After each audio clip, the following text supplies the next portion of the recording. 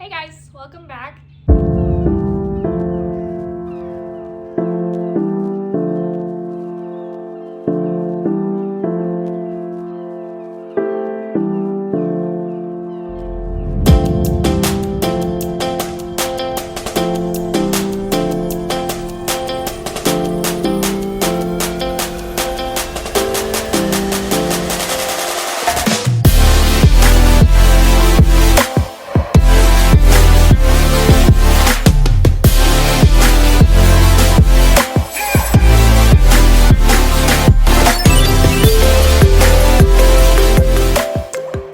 Today we're going to talk about how to put boots on your horse.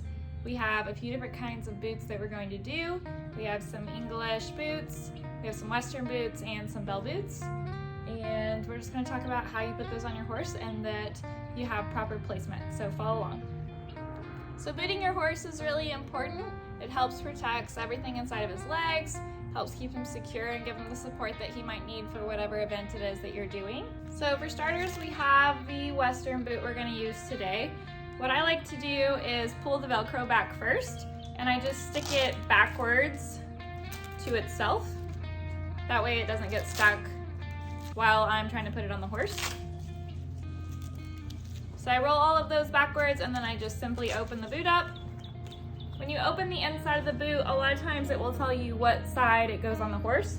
This says it's on the left side, and it also has what size boot that this is. In this case, this is a medium. So on the inside of this boot, there's a part that kind of sinks in. That's where the back of his ankle is going to fit, right here in this insert. So what I like to do when I go to put it on him is I like to put my hand right on the back side of this and hold it and place it up into that area nice and snug. And then I start pulling the straps over. I always start with the bottom strap because it has some stretch to it. So I stretch that around as tight as I can, and then I move myself up to the second, third, and fourth Velcro after that. Sometimes I have to go back through and make sure that it's nice and tight and that they're not overlapping, but it just kind of depends. So that's what I'm gonna do now. I'm gonna just place this right on the back of his ankle, fetlock area, and start strapping him in.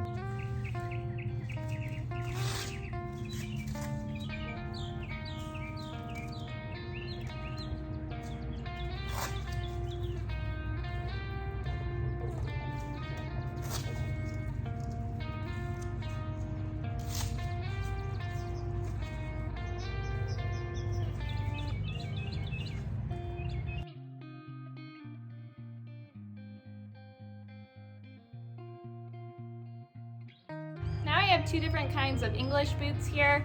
If you'll notice, whenever you look up close, a lot of times there will be a larger section on one side of the boot than the other. This part up here is a little bit more narrow. The bigger section of the boot is going to go at the bottom so that it can properly protect the legs. Same thing here. This one has a different shape to it. You can see how the bottom of it swoops down. And the top of it does go up a little bit, but it's not quite as dramatic as the bottom. So that's how I know that this is the bottom of this boot. And I simply place this on the inside of the horse's legs, and I use the Velcro to pull around the outside. Doesn't really matter if you start at the top or the bottom. I typically like to start at the top so that it holds the boot in place while I'm putting it on his legs, and make sure that I get a nice snug fit. So for example, I'm gonna go ahead and use this boot because it has the 3 straps. And that typically is the most popular boot that I feel like people get as a first time boot. So I'm gonna use this one as an example today.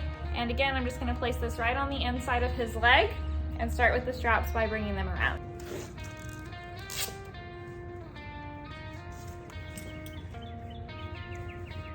So I'm just gonna pull straight out and across.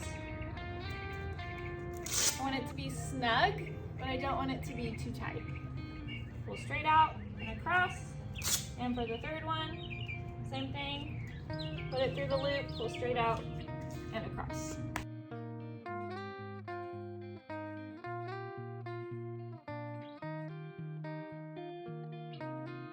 So the last thing I'm going to show you how to use is the bell boot. It's pretty simple, typically just has one Velcro strap to it. It does say on this little tab here, it says that this is the left boot. You can get all kinds of different fetlock boots. A lot of times people will use this if your horse over tracks, meaning its back foot tracks further forward and it kind of clips the heels of the front hoof.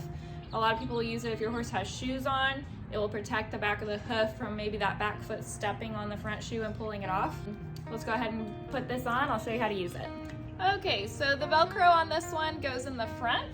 You just slide the back of it in right behind the back of the foot. Place the Velcro on and pull it around the front, nice and tight. And the boots should sit just like that. You do have to make sure that you don't get them too tight and that they prop up in the back.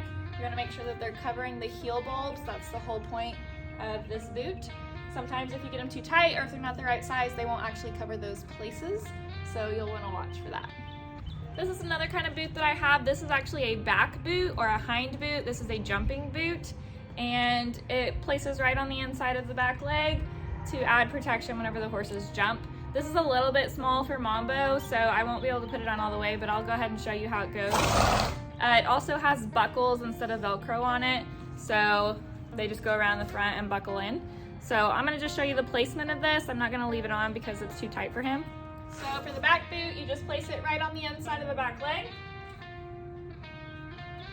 And then you pull the straps around and strap it in.